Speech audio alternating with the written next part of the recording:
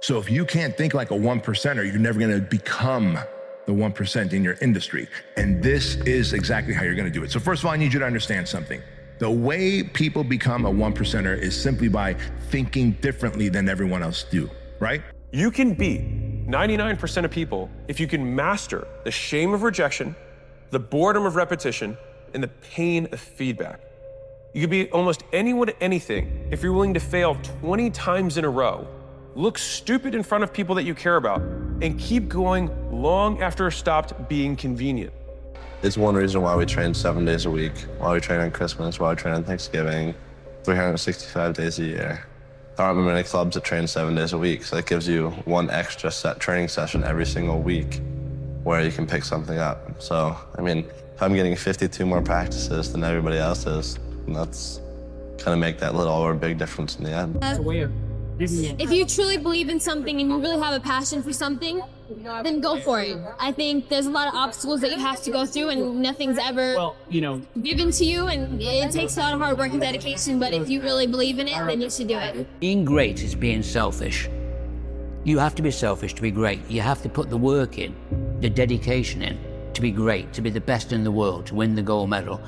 You have to work extremely hard, and you have to be selfish about that. It has to come first, because that's what it takes to meet your objective, to win gold. Goals are best for people who care about winning once. Systems are best for people who care about winning repeatedly. If you really want to make progress again and again, if you want to get to the top and stay at the top, you need some process for staying up there, some collection of habits that's going to keep this machine running. So this is why, I say in the book, we don't rise to the level of our goals, we fall to the level of our systems. There's a big difference between 99% and 100. I always thought that I was given 100%. I wasn't, but I was only 1% from making that money, from being where I want to be, from having everything in life that I've ever dreamed of. But it's that 1% that we sleep on. That's why it's so easy to be great nowadays, because most are weak. Play the long game. Aim for legendary. Don't just say, I want to be world class in my dominant pursuit for a little window of time. Say, I want to have the guts and the grit and the acumen and the mindset and the capability and the commitment to create enduring success. And that's why I say nothing fails like success.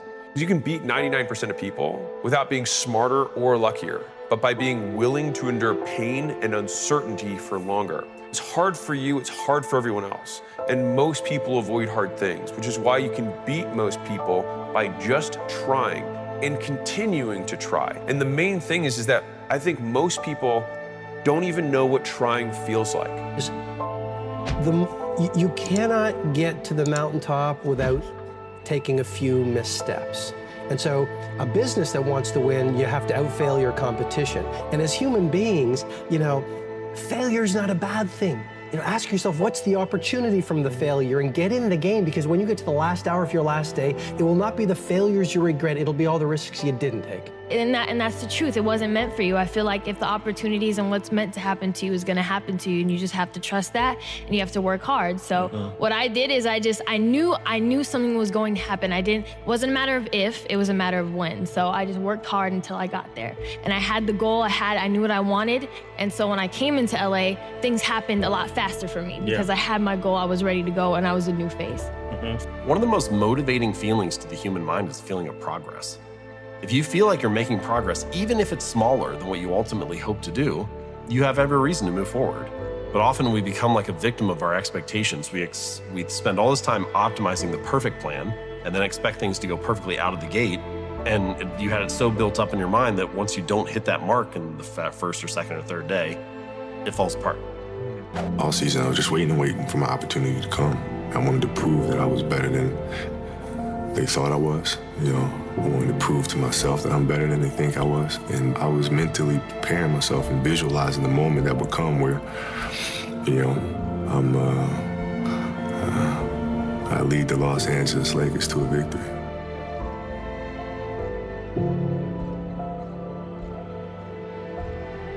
You chose to be a 1%er.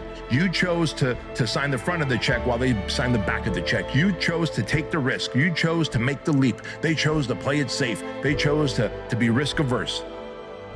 You are not the same. And if you are not the same, then you cannot hang out with them, because then you are stooping down to their level. You can't fly with the eagles and cluck with the chickens at the same time. You have to pick one or the other. You know, everything happens for a reason, and there's a story to everything. And if you take time to realize, you know, what your dream is and what you really want in life, no matter what it is, whether it's sports, whether it's in other fields, you have to realize that there's always work to do, and you want to be the hardest working person in whatever you do, and you'll put yourself in position to be successful. And you have to have a passion about what you do. Don't put limitations on yourself. Other people will do that for you. Don't do it to yourself. Don't bet against yourself, and take risks. NASA has this phrase that they like: failure is not an option. But failure has to be an option in art and in exploration, because it's a leap of faith. And no important endeavor that required innovation was done without risk. You have to be willing to take those risks. Do not be frightened of failure. Failure is sometimes good in the sense that you need to fail to learn to be better next time, but you have to be big enough to accept failure. You have to cross the line. Go for it. Life is 8 out of 10. It's how you deal with the 2 that counts. We're all good at dealing with the 8. It's dealing with the 2 that counts to having a successful life. The problem is, if you have the greatest hammer and the greatest screwdriver and the greatest wrench, the greatest, in front of you, if you don't use them properly, you will lose. If there's a nail that I have to put in that ground, but I take the wrench and I hit it when the hammer was right there, it still comes down to the practitioner. And you have to be good at your craft, and you have to love your, if you don't love sales, if you don't love it, you have no chance. Because it's so hard, it's so painful, there's so much rejection. Right. Less about other people and more about, like, I have to do better than myself. Yeah, it's like, if I feel like I reach a level, then I have to work harder. You're never, you know, the best. You can always get better.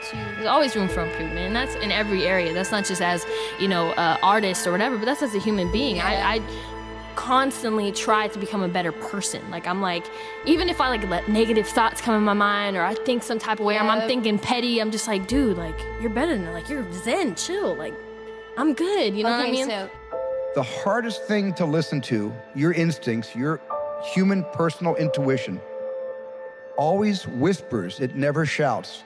Very hard to hear. So you have to, every day of your lives, be ready to hear what whispers in your ear. It very rarely shouts. And if you can listen to the whisper, and if it tickles your heart, and it's something you think you want to do for the rest of your life, then that is going to be what you do for the rest of your life, and we will benefit from everything you do. If you learn to overcome fear. When you face fear, it leaves you. Face the thing you fear, and it'll leave you. That's really the secret of it. In fact, if you hold yourself back because of fear, your life actually comes to a stop, because nothing gets better than it is. You've got to be courageous. Now, courageous people aren't without fear. Courageous people are the ones that face their fear. I wanted to be an expert in the mind, a mental toughness guy, beyond mental toughness. The only way to do that, in my eyes, is to put yourself in hell. Put it in hell repeatedly. Repeatedly put yourself in hell and study how you process it. And that's how I was able to come up with all these different ways, all these different tools to slow the mind down in hell. Because the mind just speeds up. The mind wants to get out of the painful situation, the suffering. It can't process it. So that's what I realized by going through all these different processes of being in hell weeks. It doesn't matter where you come from, what you have or don't have, what you lack, what you have too much of, but all you need to have is faith in God, an undying passion for what you do or what you choose to do in this life, and a relentless drive and the will to do whatever it takes to be successful and whatever you put your mind to. Make sure you live in the moment and work your butt off every single day And I hope I inspire people all around the world to just be themselves, be humble, and be grateful for all the blessings in your life. I talked about faith, passion, obviously the drive with the guys that I've been around and the guys that surround me every single day. But a part of that is having the will to succeed. Knowing that you put the work in and have the confidence to let it show. What I tell people is just be the best version of yourself in anything that you do. You don't have to live anybody else's story. Sometimes people make it seem like you have to have certain prerequisites or a crazy life story in order to be successful in this world. But the truth is you really don't. It's just a matter of what's important to you. And what's important to you for whatever reason. I felt like I didn't feel good about myself if I wasn't doing everything I could to be the best version of myself. If I felt like I left anything on the table, it would eat away at me. I wouldn't be able to look myself in the mirror.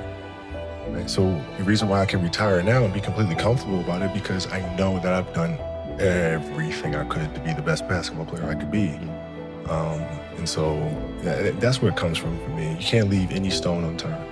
The way I build belief, I have to do it at that level because the darkness in which I came from. A lot of you came from a lot of different places and have zero belief. That is something you're not gonna get from a book and you're not gonna get from some motivational speaker. I get it from hours and hours and days and decades of being in the grind. So when my time comes, when I fail and I fail and I fail, I go back to that big ass belief that I've built myself and I know I will make it. So the idea is do things that it is worth being criticized for you. And to me, pursuing goals, my own goals, is worth being criticized for. Like if you believe that you want to make this difference, make this change, help people out in some specific way. I think Alex Becker said this and I just love this. He's like, you have to embrace the cringe. Whenever you start at anything, you will suck and you will be embarrassing. You will look back at yourself and you will be embarrassed. Think about how you were as a toddler.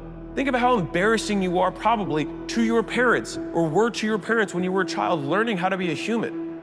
It doesn't mean that being human and not living is not worth doing. It just means that you have to go through that phase. He said the key to success was to set a goal and then to stay with it until you achieve success in at least one important thing. He said that your subconscious mind will then accept that success experience and store it as a pattern, like a template. And then from then on, your subconscious will drive you and direct you and guide you to repeat the pattern of success in other things that you attempt. Another way of saying it is that nothing succeeds like success. Psychologists have demonstrated that achievement brings you a natural high. Once you've experienced your first great success, then not only are you unconsciously programmed to repeat it, but nothing else will ever give you the same wonderful sense of satisfaction. All high achievers know that. You just want to be the hardest working guy, no matter what you do in life, really. That was the best advice he gave me. Is we're all talented in some way, shape, or form and have a passion. So once you find out what that is, just exhaust all efforts to better yourself every day in that regard. So when I was in 8th grade, I knew basketball was mine, and wanted to do whatever it took to be successful. So that's kind of the mission from early in childhood. Just thankfully, I was able to find out what my passion was at an early age and stick with it. The highest levels of effort are so rare amongst people that you can unlock most things in the universe with it by just really trying like your life depends on it, because it does. Most of the time we know what we're supposed to do, we just have trouble doing it. Like you know what you need to do to get a six-pack. You know what you need to do to build muscle. People already know this. Like you don't need to know anything about training to do that. You just stop eating crap, maybe eat some protein, and add more weight to the bar over an extended period of time. That's it. That's all it is. You know that already. And yet you haven't begun because you haven't really tried. The sacrifice is made, all with one purpose in mind. Push yourself to become better. The extra seconds, minutes, hours of work put into perfecting one's game. Lifting yourself above the rest. To make sure your name will forever be synonymous with one word: greatness. What does it take to be great? Work ethic, determination, drive. It takes ability, it takes a desire. Baylor moves on Russell again, turns and puts up a tremendous field goal. I'll tell you what, the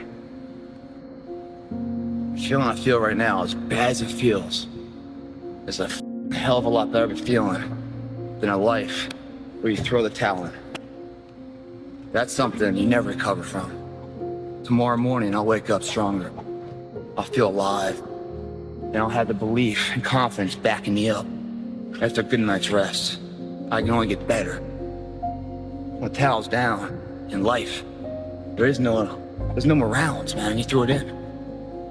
I feel like right now that I can pick the towel back up. I'm gonna be stronger tomorrow, the next round.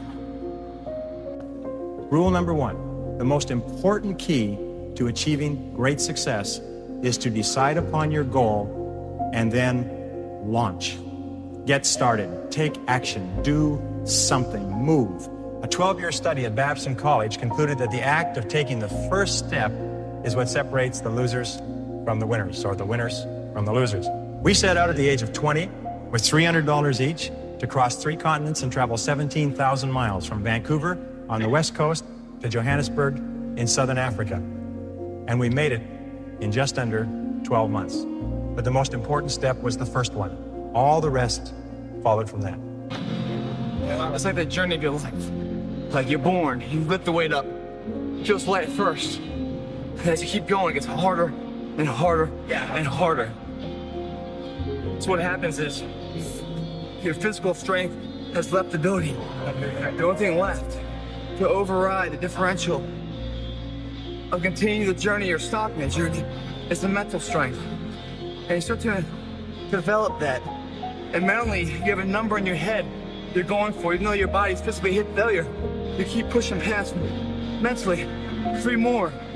And when you finish it, you're like, God damn, man, I'm so glad I believed in myself. If you want to be great, and the thing about greatness is this, the sad thing about it, most of us never even think about it because we don't believe it's even in our arena.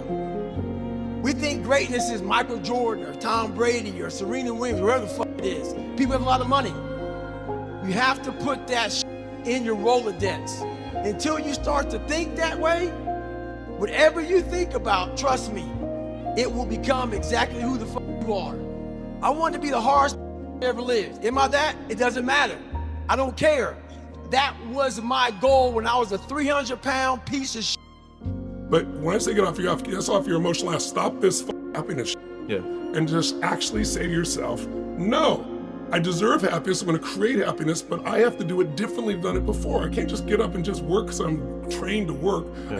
I'm not a robot anymore, right? You're way too smart and you got way too big a heart. I know you do, I know everybody knows you well. I've seen you with your wife. You're an extraordinary human being. You're not just the guy here who does all these wonderful things, and they do wonderful things for people, you're absolutely right, but you're not connected to it, and you don't have something that you're obsessed about that makes you feel fully alive. You're doing it because you need to. The difference between have to, duty, and get to, that's the difference between rich and poor. Which is why they always ask the question, man, how did you get to where you are? You know how to do it. You know exactly how to be you or how to be me. You don't want to do it. So I can't make you do it, and nor do I have the time or energy to force you into that place that I know you have to be to do it. There's no luck in this game, man. It may be a little bit of luck, but the luck happens after you bust your ass and you put yourself in that lucky situation. Luck doesn't happen. You put yourself in that situation where luck might happen. And that's what people don't know. But to get there, luck ain't gonna happen. You have to put yourself in that situation, man. It takes a lot of work. Thomas Carlyle once wrote that our great business is not to see what lies dimly at a distance, but to do what lies clearly at hand. The only time you will ever have is now. If you live every day, every hour, the best you can, the rest will take care of itself. As the Bible says, sufficient unto the day are the cares thereof. Number 4, watch out for the naysayers. The negative people around you are always telling you that you'll die in the desert. Get around positive people. Get around winners like people in this room. Fly with the eagles. and refuse to listen to objections and reasons why you can't succeed. Someone once said that if every possible objection must first be overcome, nothing will ever get done. And truer words were never spoken. But I think patience, real patience, is an expression of deep understanding. You see, everything happens when it's supposed to happen. Everything in this universe happens by law. We set targets and we need things to happen. We need something to come or someone to do something. And frequently we get frustrated because it isn't happening when we think it should happen. Our problem is we're not thinking. We believe we're in charge. We are not in charge. We are in charge of building the idea and holding the idea. Everything else happens automatic. It happens by law. All ideas have a gestation or an incubation period. It's not what makes it hard is your lack of belief that it can happen for you. The fact of it is, though, it's very doable. See, but you got to change, though. If you keep doing what you've been doing, you're going to keep getting what you've been getting. So if you're at a place in your life and you ain't happy with it, you have to change some things. But you have to make a conscientious decision that you're going to change. And it's not dependent on anybody else. It don't matter what your mama think. It don't matter what your coworkers think. It don't matter what your siblings think. It don't matter what your children think. It don't matter. And I sat there and I had time to reflect back on my life. Being bullied, coming from nothing, learning disability, messed up foundation. Life isn't fair at all. At all. So what are you gonna do about it? I knew that no one was coming back to help me. No one was gonna miracle me to be somebody special. Everybody that called me, my dad, my mom, all my situations were on me now, and solely on me. So I had to start developing an indestructible mental toolbox. So I sat there on that couch and I realized, man, I am a piece of shit. And even though the world helped me get here, my false reality helped me even more. I want to be great, and I want to be the best player in the league, and I work, to accomplish that goal and whatnot. So I don't know what it takes to make that a definitive answer or not. I come out every night with the same mindset, and obviously, LeBron's a world-class athlete. Been doing it for double-digit years in the league and playing at an incredible high level. So there's a sense of longevity there and just the sheer talent that he brings. But I'm trying to do it my way and help my team continue to get wins and continue to elevate our status to, whatever you want to call it, but that team that everybody knows about that comes out ready to play. And if I do my job, then things will take care of themselves. So I feel like it happens when you are dead set on achieving some kind of goal. Because if you want to achieve it, you have to learn from your mistakes or else you won't reach it to an extent, right? Like, it depends. That's if you continuously have a goal to pursue, right? I kind of I wouldn't say believe. I like to think through the teleological model of just how reality works, right? I don't think that always having this big, hairy goal or purpose is a bad thing, right? Being in the pursuit of a goal, I think is just what humans are meant to do. They're goal-oriented creatures. That doesn't negate being or rest, because being or rest is like a part of achieving the goal. I went through winter hell weeks, which is cold. The Pacific Ocean is like 50 degrees. It was 49 this particular night in my third hell week. And what it does is it makes your mind flip out. We've been doing this now for 3 weeks, being in this water. But for some reason now, the water is colder than it's ever been. It's not. Our minds are fragile. We can process a day. It's hard to process 130 hours. There's no end. There's no end. So the mind starts to ramp up. So you're sitting there, it's quiet, no one's yelling at you, you hear the ocean, shh, shh, and you're freezing. And your mind goes spastic, starts to think, I have another 120 9 hours. You're not going home, you're getting yelled at, you could be frozen. You knew you were gonna do this. You have to be very aware of the conversation you're having while you're doing it, because your mind chooses the path of least resistance. Your mind has the ultimate tactical advantage over you. It knows what scars you, it knows your fears, it knows your insecurities, and it protects you. That's why I talk about the 40% rule in my book. The 40% rule is all about the brain has the tactical advantage over you. It knows, and it keeps you away from all that. That's why it says, don't jump out of an airplane. Don't go in the ocean where there's sharks. It's a protective mechanism. Don't go back to the place where your dad beat the shit out of you in your mind. Don't go back. The brain protects you, but protects you so much, it doesn't allow growth. So the brain is an amazing thing, but the brain controls you. You must control it. So I had to teach myself how to fail right. And what that means is, when I fail, I can't spend much time in that fail zone.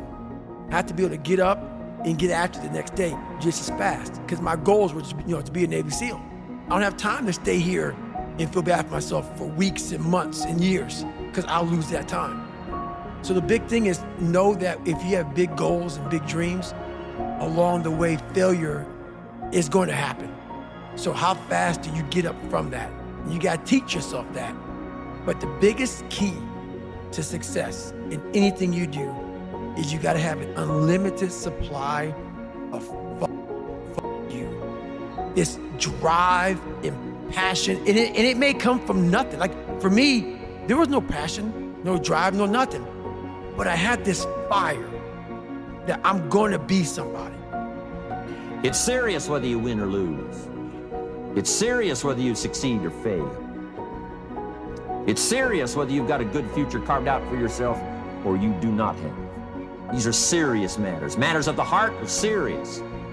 Matters of income are serious. Matters of supporting your family, serious. That's why Herbalife, it's about the most serious company I've ever been around in my 33 years of executive lifetime.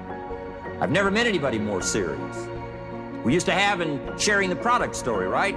Had the button lose weight, now ask me how. And somebody says, how? Our first words were what?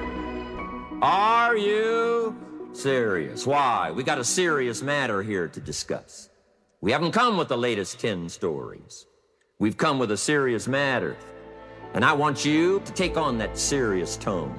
You've got some serious products that answer a serious need out there in the marketplace. And yeah, you visualize where you want to be and what you want to accomplish. And you kind of get lost in the process of day-to-day, grinding it out and working, pulling on edge if you have to.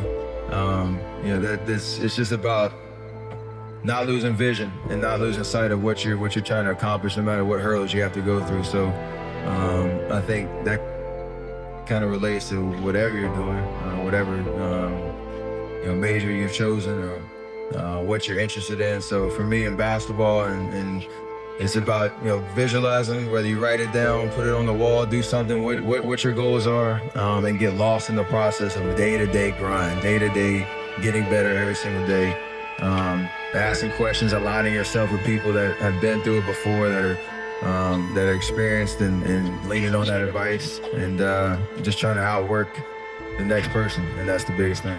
I'm gonna go hard no matter what, because I gotta feed my family. Yeah. And I gotta feed myself. And if you notice on my Snap, I'm trying to make it super clear. When I get something to eat, it costs money to eat. Right. Like, you gotta pay the bill. Like, if it's a cheeseburger at $5, it's $5. If it's a filet mignon, it's $35. God forbid you want a lobster. Right. It's $35. And it's just food, guess what? And I try to tell the young world, I don't know why they're not telling them. Yeah. It costs money to eat. Right. So guess what you gotta do? You gotta get money. Yeah. See, it makes me mad that people try to discourage people from getting money. Like it's a problem. I didn't create the system. Right. If it was free, I would thank you. You know what I'm saying? And then, so what I'm trying to say is, we have to hustle. We have to get money. Like, teach the young world, work hard, strive hard. It's okay. There's no footprint of your existence left for anyone else to follow. Life is time.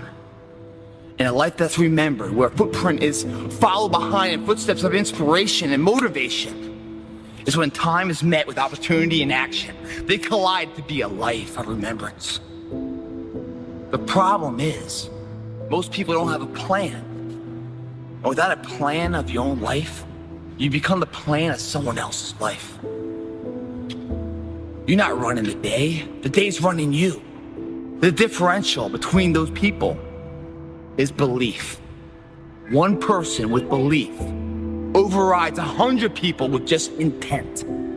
Intent is thought process, thinking, wargaming it, never putting a foot forward, never putting their face or their name to the fire. Belief is going after and figuring it out along the way.